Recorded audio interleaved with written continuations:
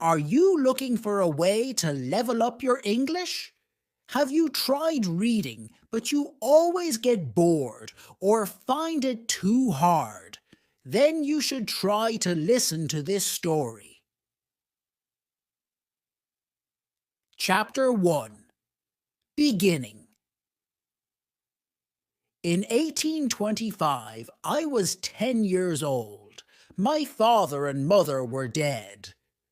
I lived with my aunt and uncle, Mr. and Mrs. Reed. Their house was called Gateshead Hall. The house was in Yorkshire, in the north of England. My aunt and uncle Reed had 2 children, a boy, John, and a girl, Eliza. I liked my Uncle Reed, and he liked me. But in 1825, my uncle died. After that, I was very unhappy. My Aunt Reed did not like me, and John and Eliza were unkind to me. It was a cold, rainy day in December. All of us were in the house. I wanted to be alone. I wanted to read. I opened a book. Then I heard my cousin John's voice. "Jane, Jane Eyre, where are you?" John shouted. He came into the room and he saw me. "Why are you reading my book?" he asked. "Give it to me." John took the book. He hit my head with it. I screamed. John hit me again. I pulled his hair and I kicked him. "Help! Help, Mama!" John shouted. "Jane Eyre is hurting me." Aunt Reed ran into the room. She pulled me away from John. "John hit me with a book," I said. "I hate him, and I hate you too." "You are a bad girl, Jane," my aunt said. "Why do you hate me?" "You don't like me," I replied. "John and Eliza are unkind to me. I want to leave Gateshead Hall." "You want to leave," Aunt Reed said. "Where will you go? Your parents are dead. You cannot live alone." Aunt Reed thought for a moment. "My friend, Mr. Brocklehurst, is the owner of a school," she said. "I will send you to Mr. Brocklehurst's school." A few days later, Mr. Brocklehurst came to Gateshead Hall. He was a very tall man. His eyes were dark and his face was cruel. "Jane Eyre," he said to me. "God does not like bad children. God punishes bad children, Jane Eyre." "God will punish John Reed," I replied. "John Reed hits me and he shouts at me." "That is not true." "You are a liar, Jane Eyre," Mr. Brocklehurst said. "You must not tell lies, and you must not live here with your cousins. You will come to Lowood School. You will become a good girl." "I want to come to your school, sir," I said. "I want to leave this house." "Bad girls are punished at my school, Jane Eyre," Mr. Brocklehurst said. "The girls work very hard at Lowood." "I will work hard. I will be a good pupil, Mr. Brocklehurst," I said. 2 weeks later, I left Gateshead Hall. I went to Lowood School. Chapter 2. Lowood School. It was the month of January. I arrived at Lowood School at night. A servant took me up some stairs and into a big bedroom. There were many beds in the room. The girls in the beds were asleep. The servant took me to an empty bed. I put on my nightclothes and I got into bed. Soon I was asleep too. I woke up very early. A loud bell was ringing. The bedroom was dark and cold. I watched the other girls. They washed in cold water and they dressed quickly. There was a plain brown dress next to my bed, and there was a pair of ugly, heavy shoes.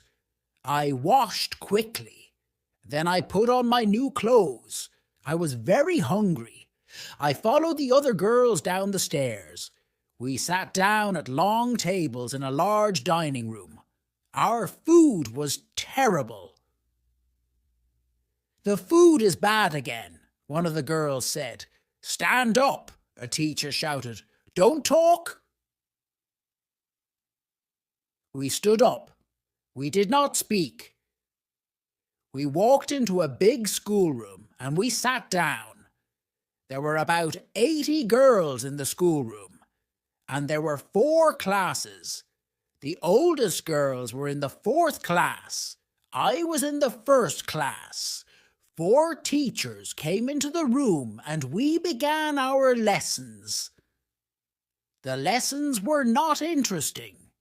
First, we read some pages in a book. Then our teacher asked us questions about those pages. After 4 hours, we went outside. It was very cold. Very soon, a bell rang. Lessons started again. 3 weeks passed. One afternoon, the head teacher came into the schoolroom. The head teacher's name was Miss Temple. Mr. Brocklehurst was with her. We all stood up. I stood behind an older girl. I did not want Mr. Brocklehurst to see me. Mr. Brocklehurst walked slowly round the room. Everybody was very quiet, and then I dropped my book. Mr. Brocklehurst stopped walking.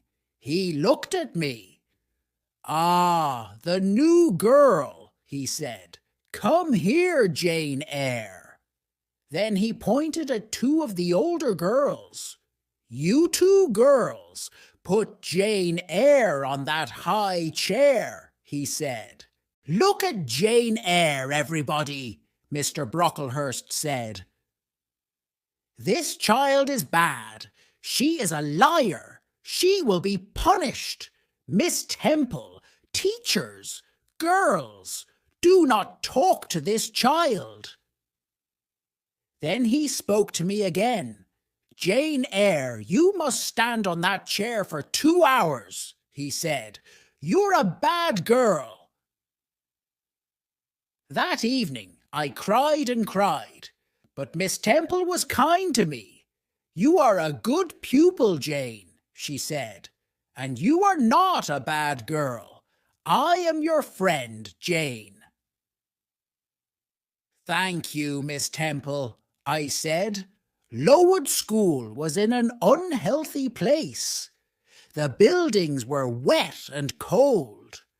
Mr. Brocklehurst owned the school. He was a rich man, but he did not buy warm clothes for us. And he did not buy good food for us. Everybody hated him. In the spring, many of the girls became sick. Some of them left the school. They never came back. Many of the girls died. That spring was a terrible time. We had no lessons. Miss Temple and the other teachers took care of the sick pupils. Mr. Brocklehurst had to buy better food for us, and he had to buy warm clothes for us. Mr. Brocklehurst never came to the school. The next year, Lowood School moved to a better place. It was a healthier place. There were new schoolrooms, new bedrooms, and a new dining room. The new buildings were bright and clean. The teachers were happy. After that, I was happy at Lowood School too. I was a pupil at Lowood School for 6 years. Then I became a teacher. I was a teacher at the school for 2 years, but I never returned to Gateshead Hall, and the Reeds never wrote to me. Chapter 3. Thornfield Hall. In 1833, I was 18 years old. In the summer, Miss Temple left Lowood School. She got married. I wanted to leave Lowood too. I wanted a new life. I will be a governess, I thought. I put an advertisement in a newspaper. I had a reply to my advertisement. The reply was from Mr. S. Fairfax of Thornfield Hall, near Millcote. Millcote was about 70 miles from Lowood School. Mr. S. Fairfax wanted a governess for a little girl. I wrote to Mr. S. Fairfax immediately. I was going to be a governess at Thornfield Hall. I travelled to Millcote in a coach. At Millcote, a servant met me. He took me to Thornfield Hall. At Thornfield Hall, another servant opened the door. She was smiling. She took me into a small, warm room. A lady was in the room. She was sitting by the fire. "Are you Mrs. Fairfax?" I asked her. "Yes, my dear," she said. "And you are Miss Eyre. Are you cold? Sit by the fire, Miss Eyre. A servant will bring you some food." "Mr. S. Fairfax is very kind," I said to myself. "I will be happy here." "Will I see Miss Fairfax tonight?" I asked. Mr. S. Fairfax looked at me. She smiled. "Miss Fairfax?" "No, no," she said. "Your pupil's name is not Miss Fairfax. Your pupil is Adele Varens. Adele's mother was a Frenchwoman. Adele is Mr. Rochester's ward. He takes care of her." "Mr. Rochester? Who is Mr. Rochester?" I asked. "Mr. Edward Rochester is the owner of Thornfield Hall," Mr. S. Fairfax said. "I am his housekeeper. I take care of Thornfield Hall. Mr. Rochester is not here now. He does not like this house. He is often away from home." I was very tired. Mr. S. Fairfax took me up the wide stairs. She took me to my room. I went to bed immediately, and I slept well. The next morning I woke early. The sun was shining. I put on a plain black dress. I opened my bedroom door. I walked along a corridor and down the wide stairs. I walked out into the sunny garden. I turned and I looked up at my new home. Thornfield Hall was a beautiful house with many large windows. The garden was beautiful too. After a few minutes, Mr. S. Fairfax came into the garden. She spoke to me. "Good morning, Miss Eyre," she said. "You have woken early. Miss Adele is here. After breakfast you must take her to the schoolroom. She must begin her lessons." A pretty little girl walked towards me. She was about 8 years old. She spoke to me in French, and I replied in French. After breakfast, I took Adele to the schoolroom. We worked all morning. Adele enjoyed her lessons, and I was happy. In the afternoon, Mr. S. Fairfax took me into all the rooms of Thornfield Hall. We looked at the paintings and at the beautiful furniture. We walked along the corridors. "Come up onto the roof, Miss Eyre," Mr. S. Fairfax said. "You will see the beautiful countryside around Thornfield Hall." We walked up many stairs. At last we were at the top of the house. We walked along the top corridor. Mr. S. Fairfax opened a small door, and we walked onto the roof. "Look, Miss Eyre," Mr. S. Fairfax said. "You can see for many miles." We stood on the roof for a few minutes. Then we went back into the house. We walked carefully towards the stairs. The top corridor was narrow and dark. Suddenly, I heard a strange laugh. "Who is that, Mr. S. Fairfax?" I asked. Mr. S. Fairfax did not reply. She knocked on a door. "Grace," she said. The door opened. Behind the door was a small room. A servant was standing at the door.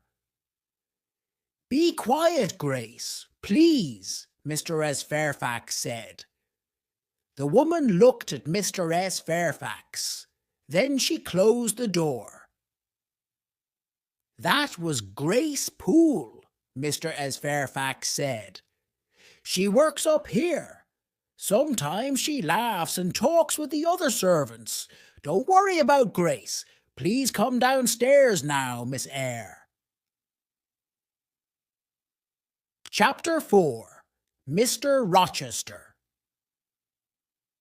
3 months passed. I had not met the owner of Thornfield Hall. Mr. Rochester had not come home. One January afternoon I went out and I walked towards the road. I was going to the village of Hay. I was going to post a letter in the village. Hay was 2 miles from Thornfield Hall. The day was fine, but it was very cold. I walked quickly and soon I was near the village. Suddenly, a big black and white dog ran past me. A moment later, a man on a black horse followed the dog. Then I heard an angry shout. The dog ran past me again. It was barking loudly. I turned round. The horse had fallen on the icy ground, and the man had fallen from the horse, walked towards them. "Can I help you, sir?" I asked. "My horse fell. I've hurt my foot," the man said. The horse stood up. The man tried to stand up too, but he could not stand. He fell onto the ground again. The man was about 35 years old. He was not handsome, but he had a strong face. He had dark eyes and black hair. He was not very tall, but his body was powerful. "I'll bring somebody from Thornfield Hall," I said. "Do you live at Thornfield?" the man asked. "I am the governess," I replied. "Ah, yes, the governess," the man said. "Help me, please." The man stood up very slowly, and he put his hand on my shoulder. He walked slowly towards his horse. I helped him. He pulled himself onto the horse. "Thank you. Now go home quickly," the man said. And he rode away. I walked on to the village, and I posted my letter. Then I returned to Thornfield Hall. Bright lights were shining in the big house. I went inside. A big black and white dog walked towards me. It came from the dining room. I had seen the dog before. "Whose dog is that?" I asked a servant. "It's Mr. Rochester's dog," the servant replied. "Mr. Rochester has come home, but he has hurt his foot. His horse fell on some ice." I smiled. The owner of Thornfield Hall had returned, but I did not see Mr. Rochester again that day. I saw Mr. Rochester the next day. He sent for me in the evening. I put on a clean dress. I brushed my hair carefully. Mr. Rochester was in the large sitting room. He was sitting in a big chair. His right foot was on a small chair. Mr. S. Fairfax and Adele were sitting with him.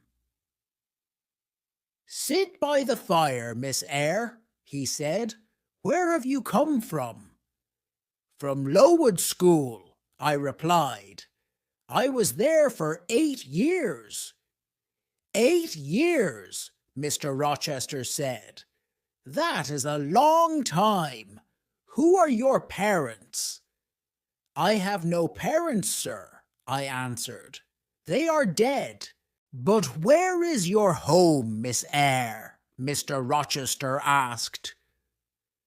"I have no home, sir. I have no family," I said. "Why did you come to Thornfield Hall?" Mr. Rochester asked. "I wanted to leave Lowood, sir," I replied. I put an advertisement in a newspaper. Mr. S. Fairfax replied to my advertisement. "Yes, I did," Mr. S. Fairfax said. "Miss Eyre is a good teacher, Mr. Rochester." Mr. Rochester smiled for the first time. "You are very young, Miss Eyre," he said. "I am 18, sir," I replied. Mr. Rochester smiled again. He did not ask me more questions. After that evening, I did not see Mr. Rochester for a few days. Then, one night, he sent for me again. "Sit near me, Miss Eyre," he said.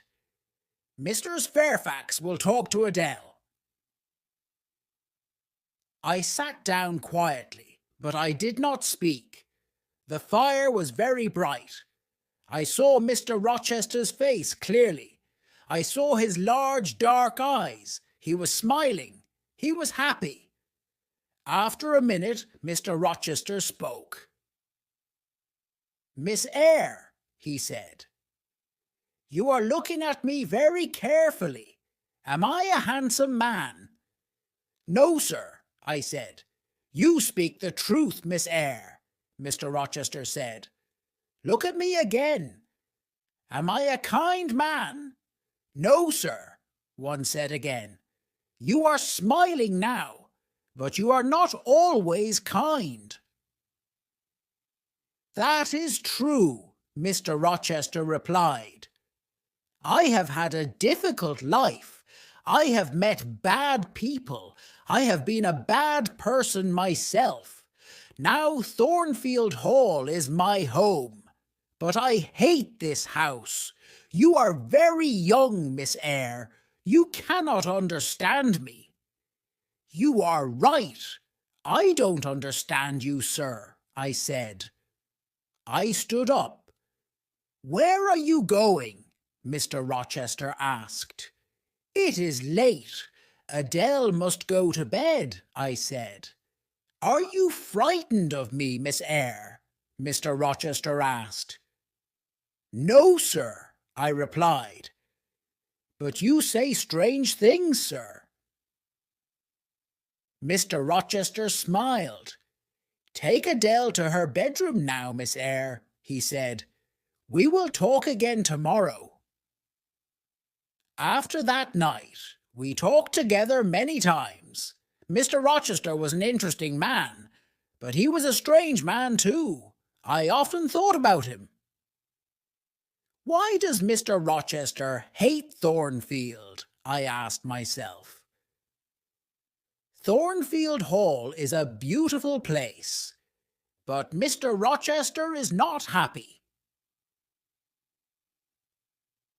Chapter 5. Fire. It was March. One night I was in bed, but I was not asleep. The house was quiet. Suddenly I heard a sound in the corridor outside my room. "Who's there?" I said. Nobody answered. Then I heard a strange laugh. I got out of my bed and I went quietly to the door. I listened.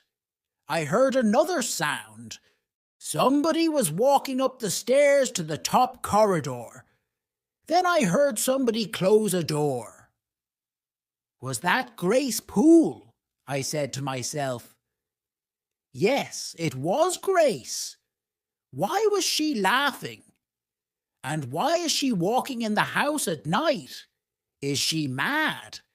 I must tell Mr. S. Fairfax about this. One will speak to her now. I put on some clothes and I opened the door. There was a candle on the floor outside my room. The candle was burning. There was thick smoke in the corridor. I went into the corridor. I looked around me. The door of Mr. Rochester's bedroom was open, and the smoke was coming from Mr. Rochester's room. I ran into the room. "Wake up, sir!"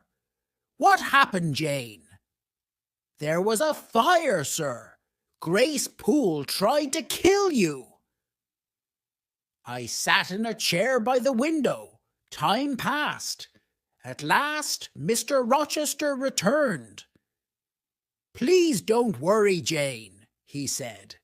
"Grace Poole is a strange woman, but she won't hurt anybody tonight."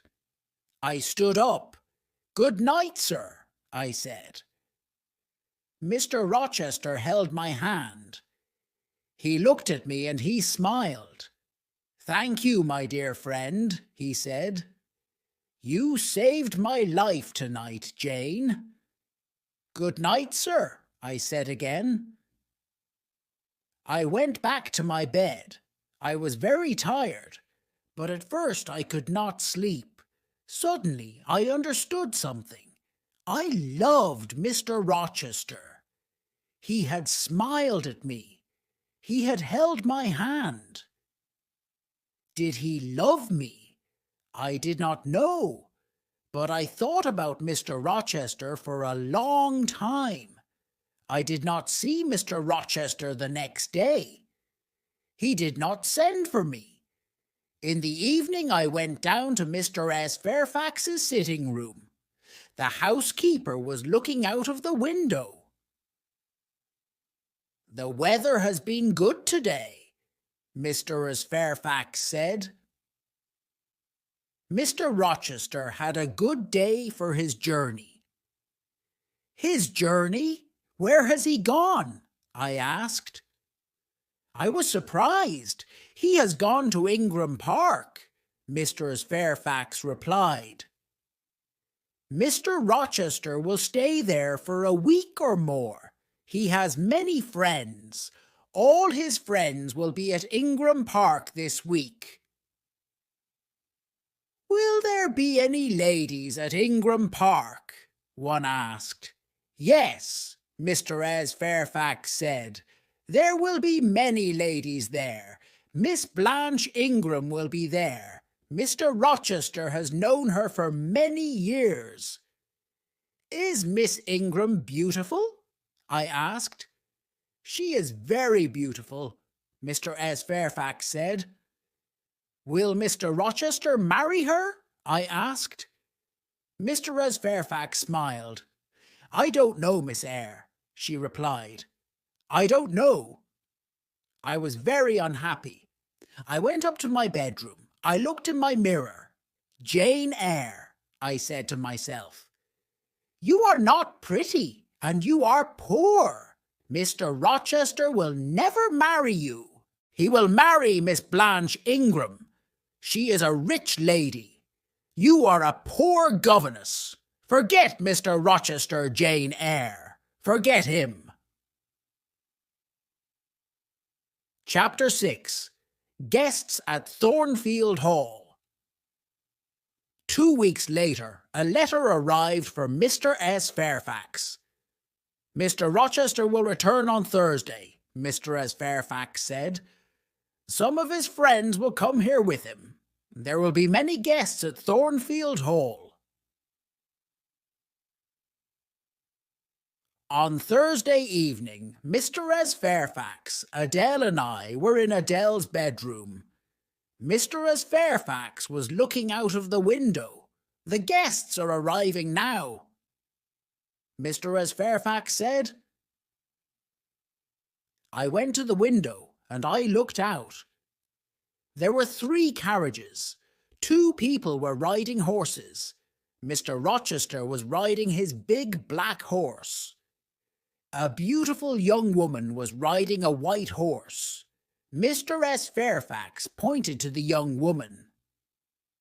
That is Miss Ingram, the housekeeper said. Then she went downstairs. Adele wanted to go downstairs too. No, Adele, I said. We cannot go downstairs tonight. Mr. Rochester is talking to his guests. The next day, Mr. S. Fairfax came into the schoolroom. Mr. Rochester wants you to meet his guests tonight, Miss Eyre, she said. Adele must meet them too. Later, Adele and I went quietly into the sitting room. And soon 8 ladies came into the room. One of them was tall, dark, and very beautiful. She was Blanche Ingram. Adele ran towards her. Good evening, beautiful lady, she said in French. What a pretty little girl, Blanche Ingram said. Miss Ingram spoke to the other ladies, and she spoke to Adele. But she did not speak to me. Half an hour later, the gentleman came into the room. I looked at Mr. Rochester. He saw me, but he did not speak to me.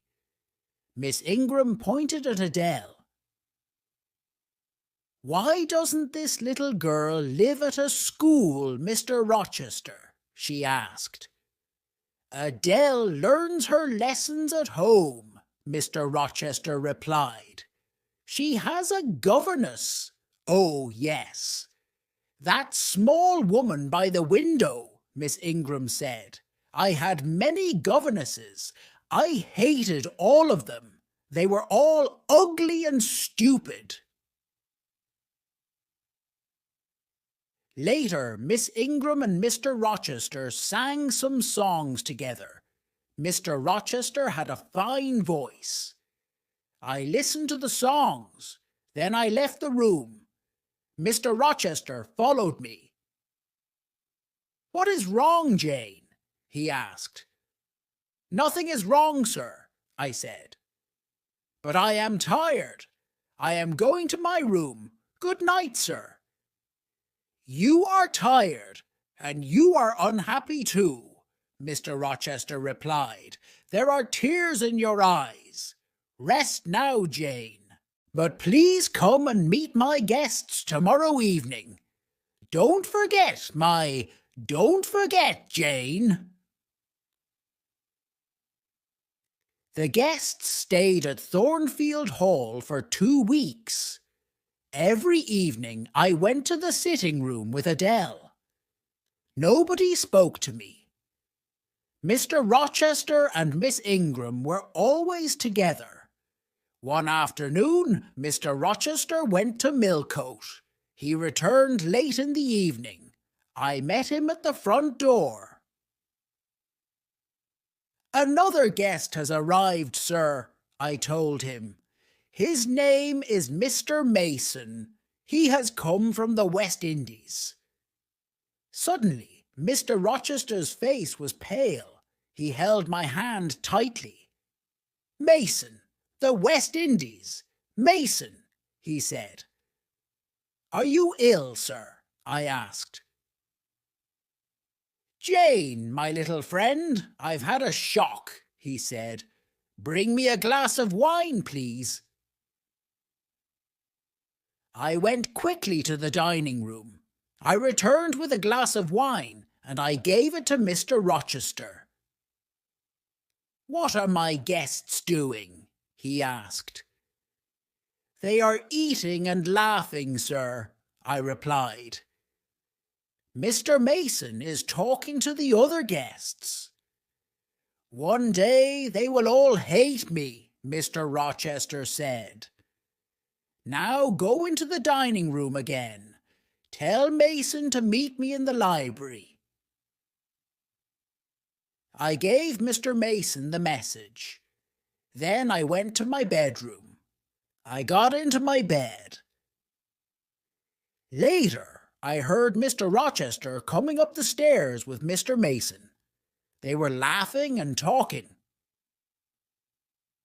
Soon I was asleep. Chapter 7. A Terrible Night. Some hours later, I woke up. A terrible cry had woken me. The moon was bright. Its light was shining through my window. I listened. Then I heard somebody shouting, "Help! Help! Rochester, help me!" The voice came from the top corridor. "Help! Help!" I got out of bed and I put on a dress and some shoes. I opened my door. All the guests were in the corridor outside the bedrooms. They were all asking questions. "What happened?" they asked. "Is there a fire? Who is hurt? Where is Mr. Rochester?" "I am here," Mr. Rochester said. "He was walking down the stairs from the top corridor." "What is wrong, Mr. Rochester?" Miss Ingram asked. "What has happened?" "Nothing is wrong," Mr. Rochester replied. "One of the servants has had a bad dream. Go back to bed." I went back to my room, but something was wrong. I did not get into my bed. I waited. Soon somebody knocked on my door. I opened the door. Mr. Rochester was standing in the corridor. "Jane, follow me. Do not make a sound," Mr. Rochester said. We went up to the top corridor. Mr. Rochester unlocked a door and we went inside a room. Mr. Mason was sitting on a chair in the room. His face was pale and his shirt was covered with blood. Then I heard a terrible laugh. The sound came from the next room. Grace Poole is a mad woman, I thought. Why does Mr. Rochester have a mad servant? Mr. Rochester spoke quietly to Mr. Mason.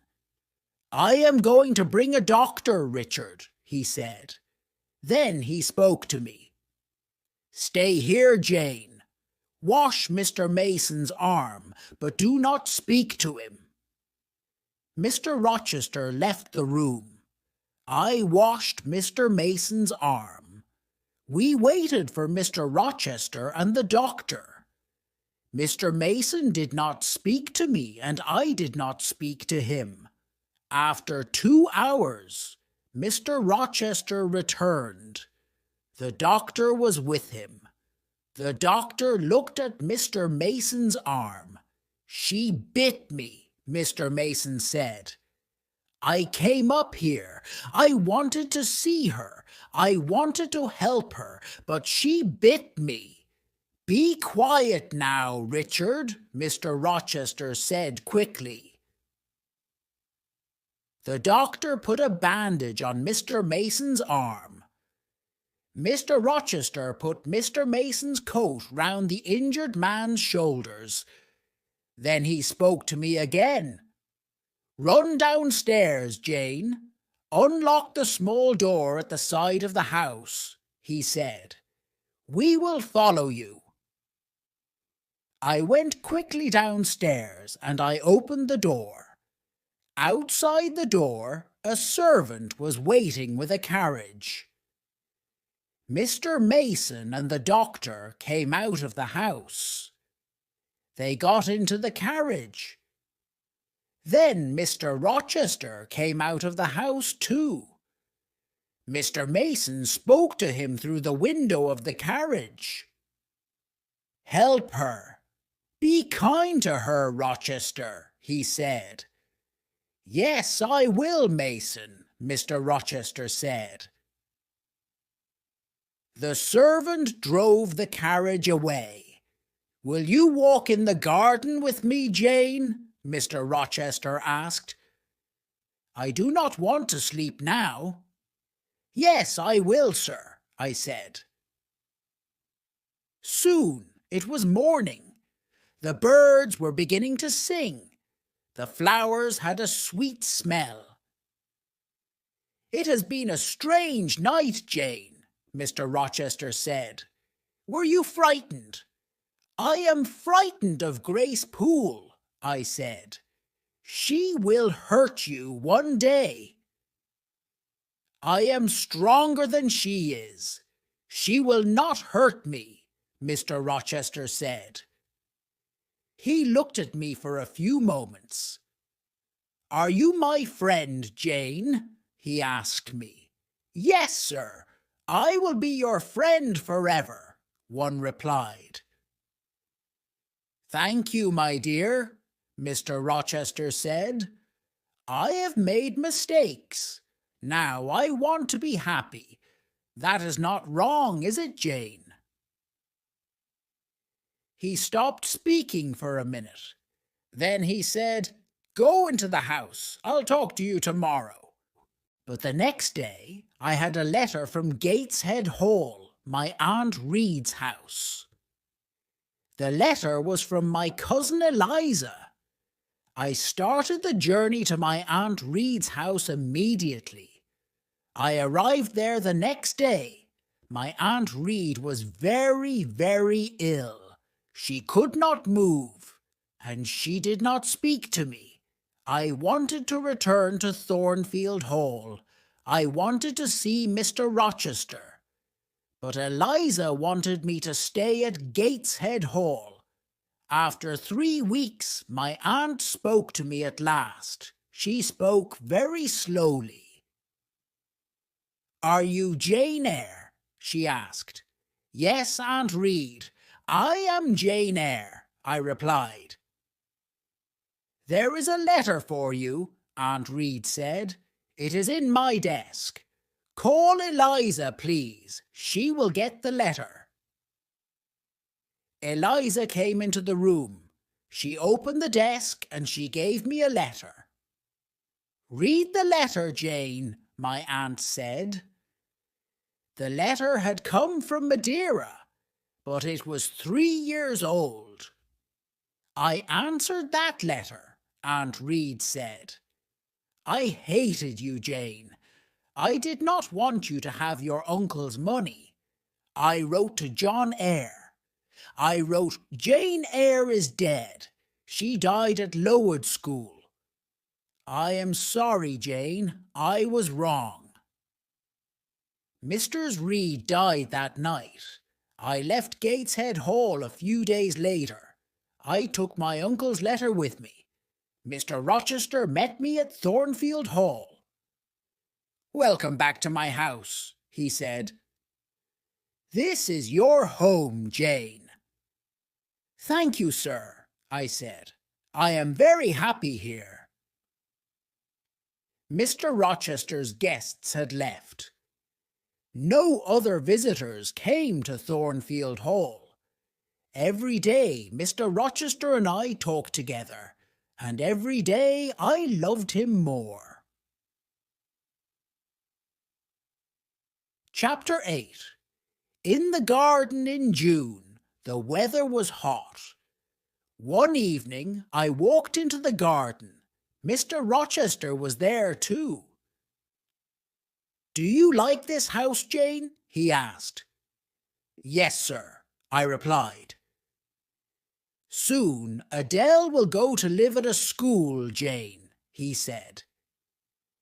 "Then I will not want a governess here.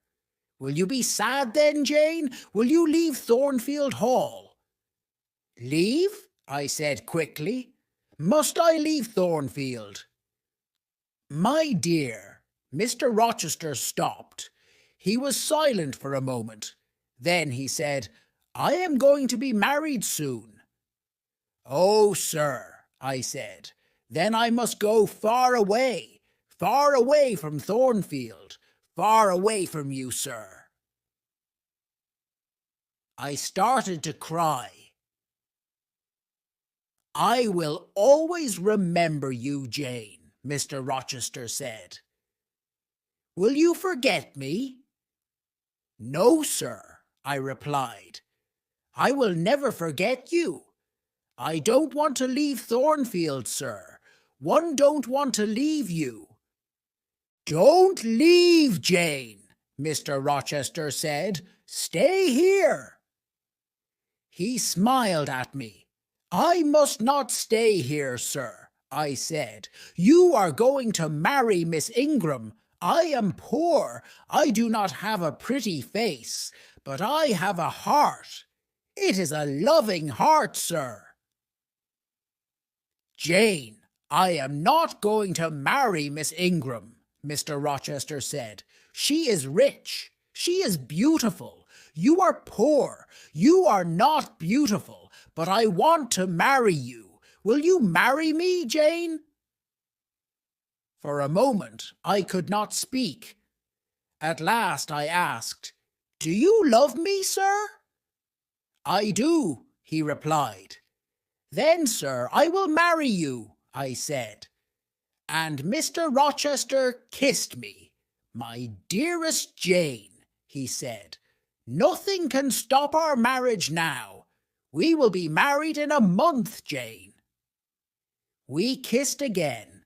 Then I said good night, and I went into the house. I went upstairs to my room. Later, I remembered my Uncle John Eyre's letter. "I will write to him in Madeira," I said to myself.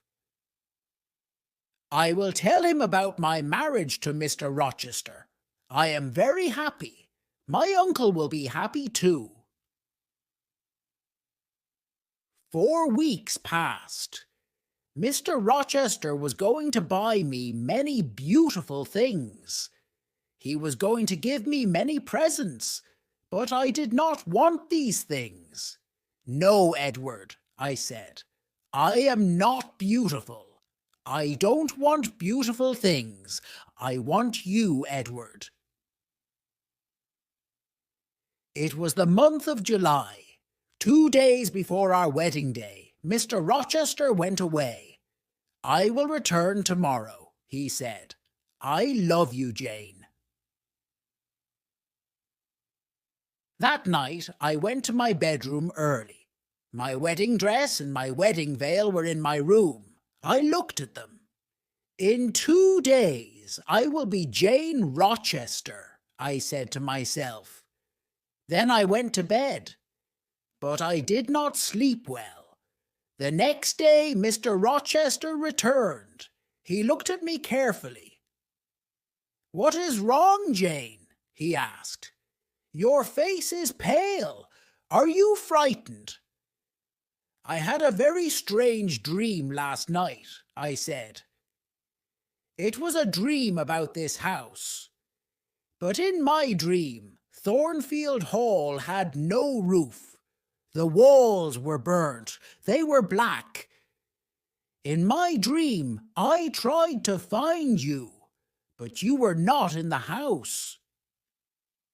"Are you afraid of a dream, Jane?" Mr. Rochester asked.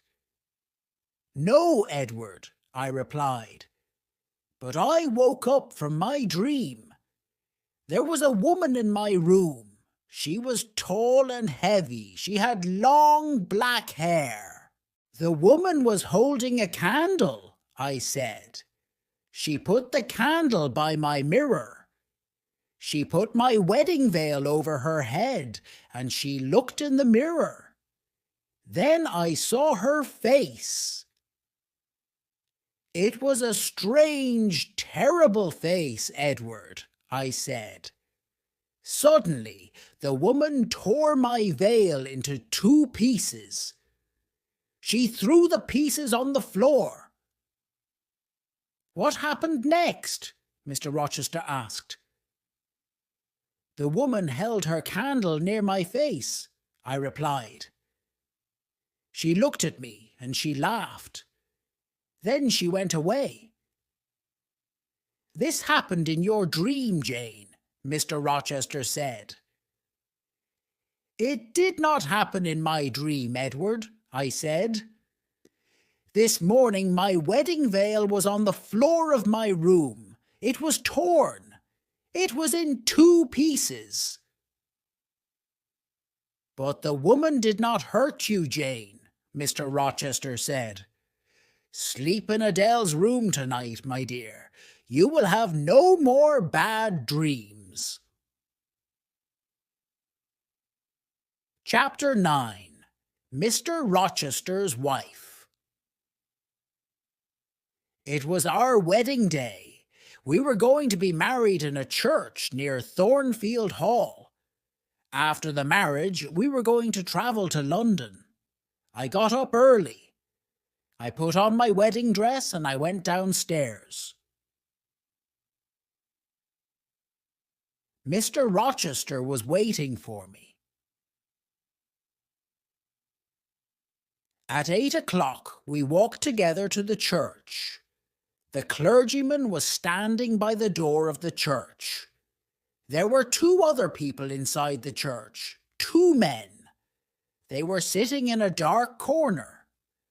I could not see them very well. The clergyman started to speak. At every marriage, the clergyman asks an important question. He asks the people in the church, "Is there a problem about this marriage?" The clergyman spoke loudly. He asked this question, and he waited. There was silence for a moment.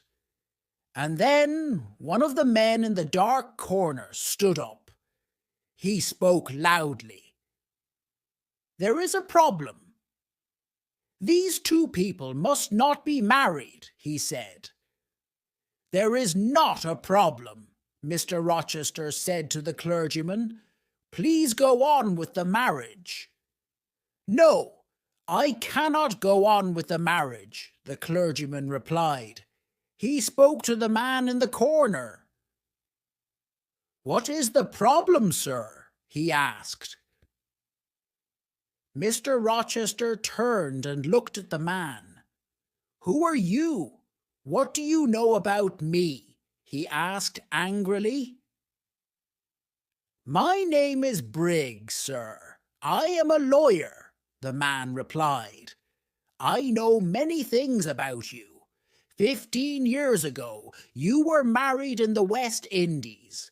Your wife's name is Bertha Mason. She is alive. She lives at Thornfield Hall." "How do you know that?" Mr. Rochester shouted. The other man in the dark corner stood up. He walked towards us. It was Richard Mason. "Bertha Mason is my sister," he said. "I saw her at Thornfield Hall in April." Mr. Rochester's face was pale. For a minute he was silent. Then he spoke quietly. "It is true," he said. "My wife is living at Thornfield Hall. She is mad. Come to the house, all of you. Come and see Mr. S. Rochester. Come and see the mad woman." We all left the church. Nobody spoke. At Thornfield, Mr. S. Fairfax and Adele were waiting for us. They were smiling happily. "Nobody will be happy today," Mr. Rochester said. "We are not married." Briggs, Mr. Mason, the clergyman, and I followed Mr. Rochester. We followed him up the stairs. He took us to the top corridor. He unlocked a door, and we went into a small room. I had seen this room before. We walked through the room to another door. Mr. Rochester unlocked this door, and we saw a larger room. Grace Poole was sitting in the room. But another woman was there too. She was tall and heavy. Her dark hair was in front of her face. The woman turned and looked at us. I knew that terrible, mad face. I had seen it in my bedroom 2 nights before. The mad woman saw Mr. Rochester. She screamed and she ran towards him. "Be careful, sir," Grace Poole said. The mad woman was very strong. She screamed and she hit Mr. Rochester, but Mr. Rochester held her arms. "This woman is my wife," Mr. Rochester said angrily. "I wanted to forget about her. I wanted to marry this young girl, Jane Eyre. Was I wrong?" He was silent for a few moments. Then he spoke quietly.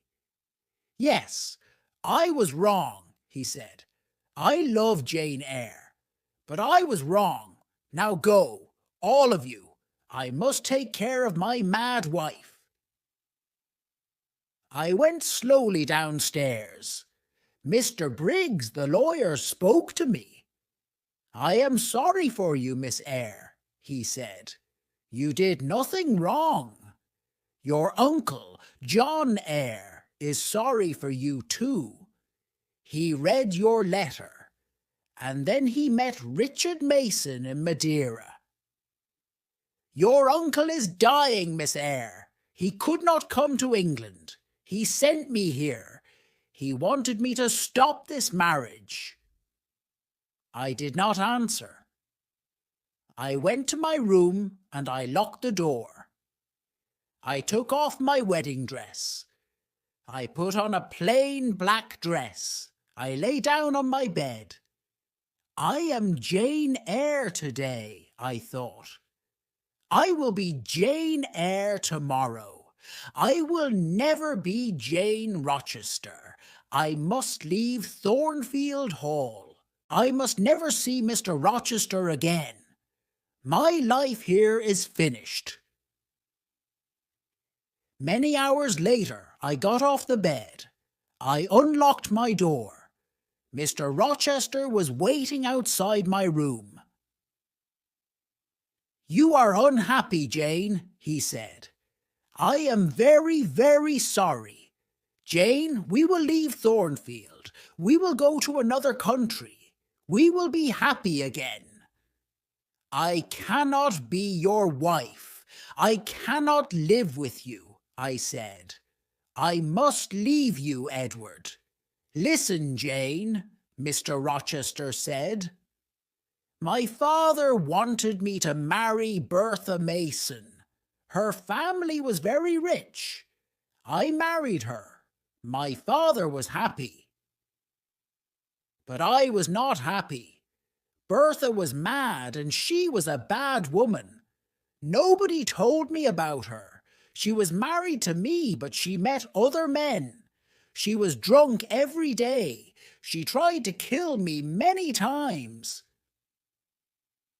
After 4 years, I brought Bertha here to Thornfield Hall," Mr. Rochester said, "then went away. Grace Poole took care of Bertha. I met other women. One of them was a French singer. She was Adele's mother. Adele is my daughter, Jane. But I did not love the French singer.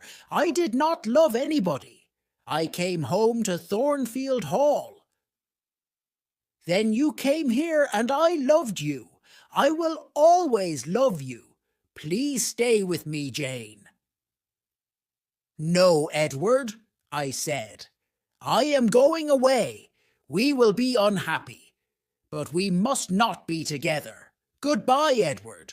Oh, Jane, Jane, my love, Mr. Rochester said. Don't leave me. I kissed Mr. Rochester. God will help you, Edward, I said. Quickly I went into my room. I put some clothes into a bag. Later I heard Mr. Rochester go into his room. Very quietly I went downstairs. I opened the small door at the side of the house. I left Thornfield Hall and one walked to the road. It was dark. Soon a coach came along the road. I gave all my money to the driver of the coach. I got into the coach. Many hours later the coach stopped. It was 10 o'clock in the morning. You must give me more money now, the driver said. I have no more money, I said. You have no more money? Then you must get out of the coach, the driver said. I got down onto the road. The coach moved away quickly. But I had left my bag in the coach. I looked around me. I was on a cold, empty moor. I was tired and hungry. I walked and walked. I had no money. I had no food. I walked until the evening came. At last, I lay down on the ground. I fell asleep immediately. Chapter 10. Moor House. The next morning I woke late. I walked along the road for many miles. It started to rain. Soon my clothes were wet. I saw no one. I walked on the moor all day. In the evening I was very tired again. I must sleep soon, I thought. Where shall I sleep? Then I saw a light. I walked slowly towards it. The rain was falling heavily, but I saw a house near the road. I walked up to the house. I knocked on the door. I waited, but nobody opened the door. I stood outside the house. I was very cold and very tired. I could not move. I am going to die here, I said. Then I heard a young man's voice. The man was standing behind me. No, you will not die at Moor House, the man said. Then he unlocked the door of the house. He took me into the house. He took me into a warm sitting room. Please sit down, he said. Two pretty young women came into the room.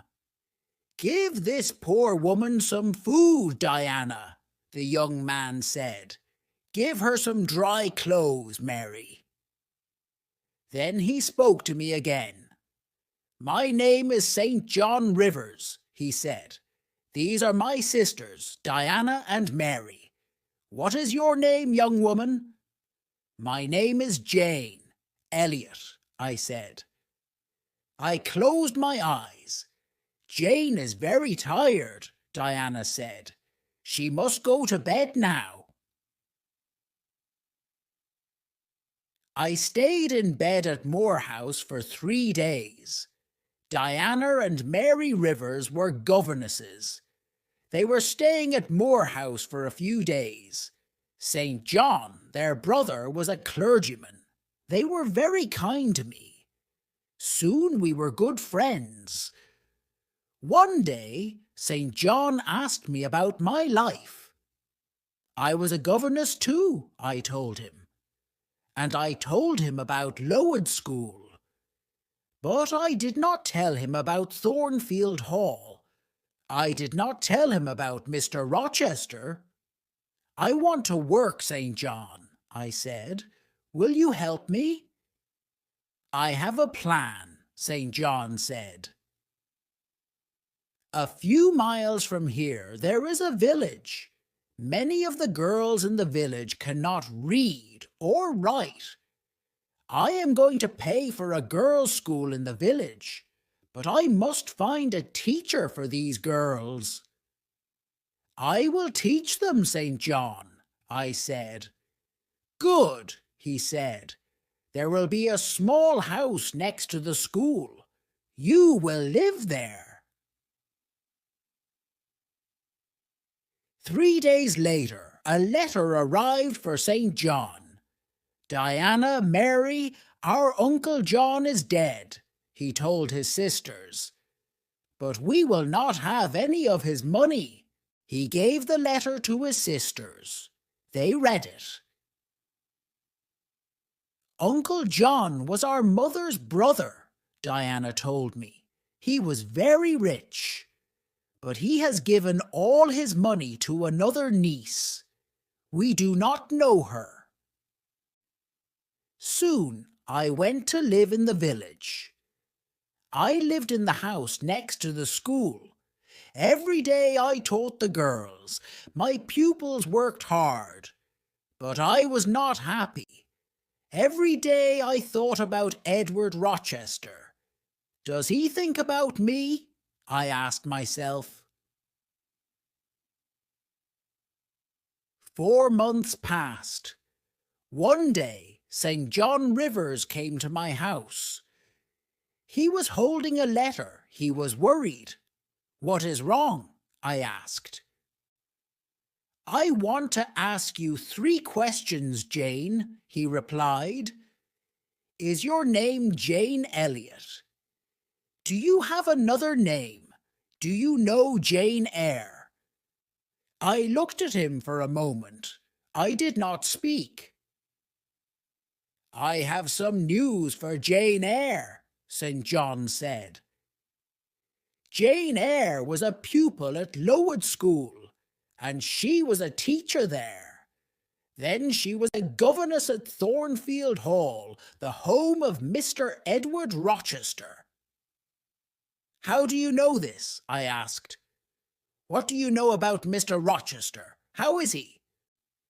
I don't know, St. John said. This letter is from a lawyer. The lawyer tells a story about Mr. Rochester. Mr. Rochester had a mad wife, but he tried to marry Jane Eyre. She left Thornfield. Now this lawyer, Mr. Briggs, is trying to find her. I will tell you the truth, St. John, I said. My name is not Jane Elliot. My name is Jane Eyre, and I was a governess at Thornfield Hall. I know Mr. Rochester. Did Mr. Briggs write anything about Mr. Rochester? No. The letter is about you, Jane, St. John said. Your uncle, John Eyre, is dead. John Eyre has given you £20,000. You are rich, Jane. But why did Mr. Briggs write to you? I asked. My mother's name was Eyre, St. John said. She was your father's sister, Jane. Then you, Diana, and Mary are my cousins, I said.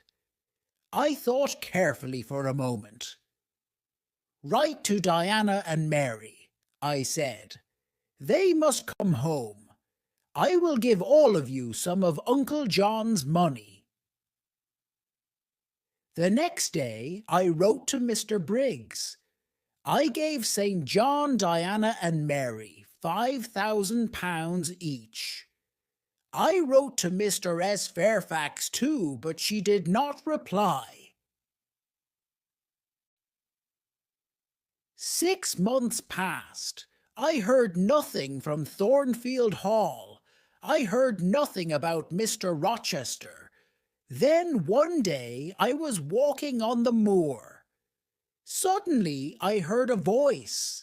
There was nobody on the moor, but the voice was calling my name, Jane, Jane, Jane. That is Mr. Rochester's voice, I said to myself. Then I shouted, I am coming, Edward, I am coming. I ran to Moor House. I spoke to my cousins. I am going to Thornfield